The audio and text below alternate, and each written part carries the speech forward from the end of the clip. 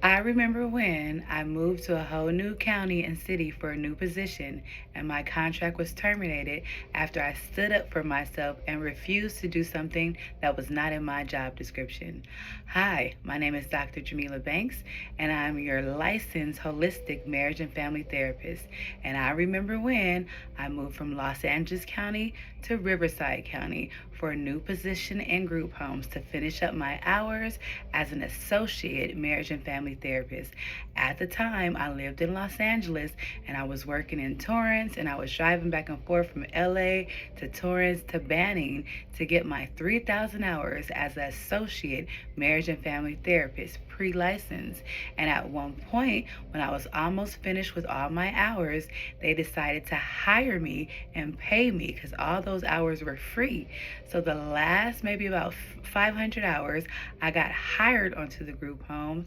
So I decided to move out closer to the group homes, and I signed the contract making $25 an hour. This was 2018, and I moved out here, and maybe a few months later, they had an office and they wanted me to clean the bathrooms.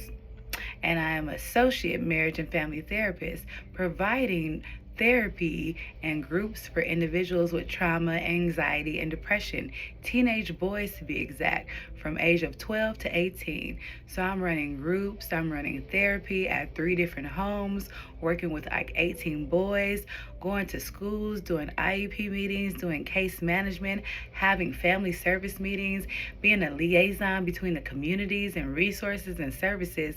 And we got a new office building, and they were trying to be cheap and not hire maintenance. So they said that the therapists that used the office had to start cleaning the restrooms. And I said I was not here to clean restrooms. It was not in my job description. It was not in my contract. It was not going to be in my license that I was going to be cleaning anybody's office bathrooms. And they decided that they wanted to terminate my contract after I moved all the way out there for that position.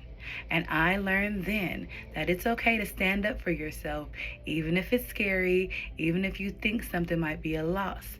Thankfully, I had a wonderful supervisor that was also in the county that took me into her corporate office and then brought me into her group homes so I can finish up my hours, so I can get my license to be this licensed marriage and family therapist that sits before you. So it's okay to turn things down, to say no, to have a boundary, especially if it's something that's not in your job description, that you do not get paid to do, that you do not want to do for free for the kindness of your heart.